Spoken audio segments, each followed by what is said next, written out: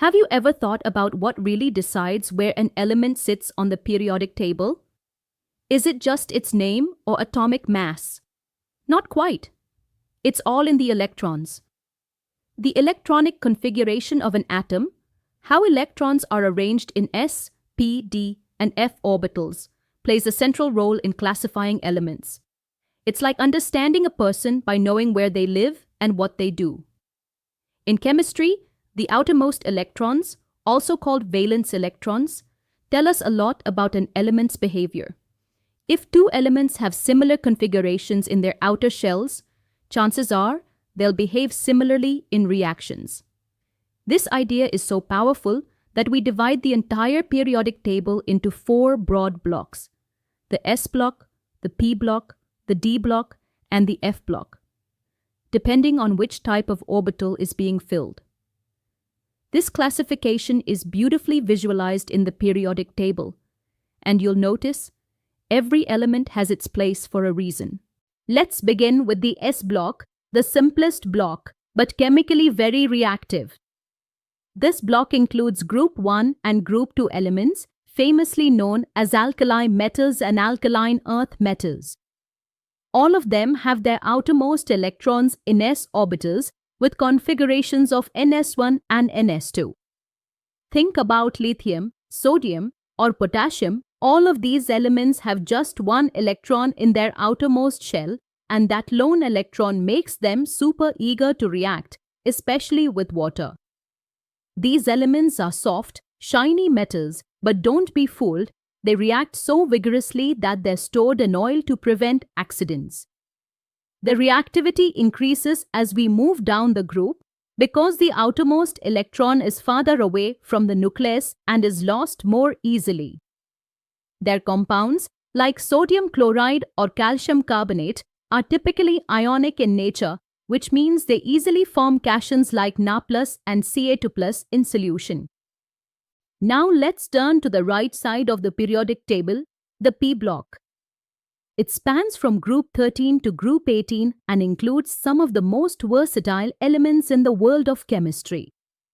The outermost electronic configuration here ranges from ns2np1 to ns2np6. So what's special about P block elements? A lot. They include everything from metals to nonmetals to metalloids. At the end of each period sits a noble gas, like neon or argon, with a completely filled outer shell, that's ns2np6, making them almost chemically inert. Just before them, we have highly reactive nonmetals, halogens and chalcogens, which are desperate to gain electrons to complete their octets. As we move from left to right across a period, the metallic character decreases and non-metallic character increases. That's why fluorine, found in group 17, is one of the most electronegative and reactive nonmetals. These P block elements form the backbone of countless organic and inorganic compounds. Time to explore the central chunk of the periodic table, the D block, also known as transition metals. These are groups 3 to 12, and they're called transition elements because they bridge the reactive metals of the S block and the less reactive P block elements. Their outer electronic configuration is typically n-1d1 to 10 and ns0 to 2. For example, iron has a configuration of 3d64s2.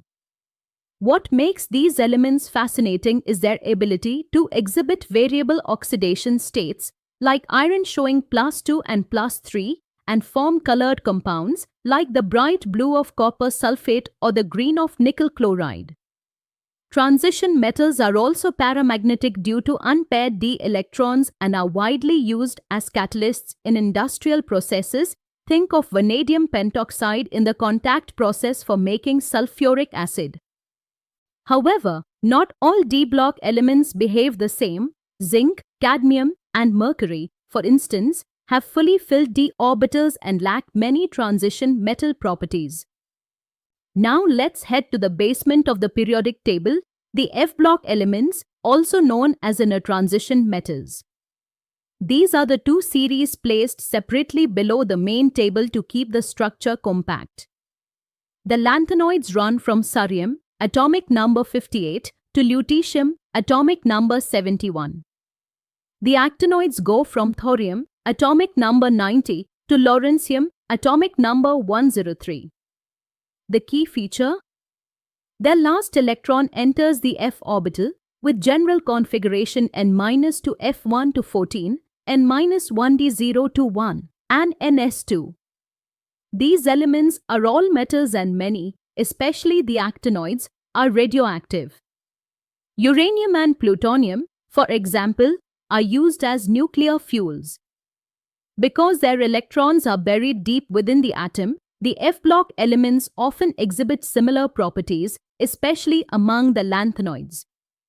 And because actinoids can show a wide range of oxidation states, they have more complex chemistry. Think of them as the heavyweights of the periodic table, powerful but less explored. Before we wrap up, let's talk about two outliers, hydrogen and helium.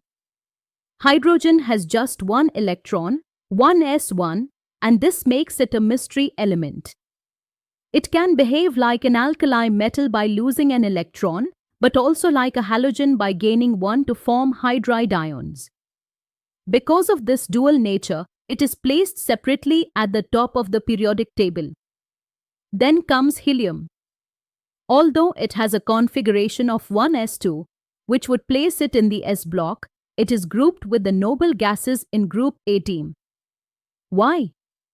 Because it shares their key trait, a completely filled outer shell, and is chemically inert. These two elements remind us that electron configuration is important, but chemical behavior can sometimes take priority in determining periodic placement. Understanding these exceptions helps us appreciate how chemistry doesn't just follow rules, it sometimes bends them. So, what did we learn today about the architecture of the periodic table? The periodic table isn't just a list, it's a map of electronic behavior. The S block contains the highly reactive alkali and alkaline earth metals with outer configurations of Ns1 and Ns2. The P block includes metals, metalloids, and nonmetals, ending each period with noble gases, stable due to their Ns2 Np6 configuration. The D block holds transitioned metals, known for their colorful compounds and variable oxidation states, while the F block elements, the lanthanoids and actinoids, add depth to the table with their hidden inner electrons. Each block is defined by which type of orbital is being filled last, and this simple rule unlocks a wealth of chemical understanding. I hope this session helped you decode the periodic table from an electron's perspective. Keep exploring, stay curious, and I'll see you in the next class, where we dive deeper into periodic trends and the patterns that govern the behavior of elements all around us.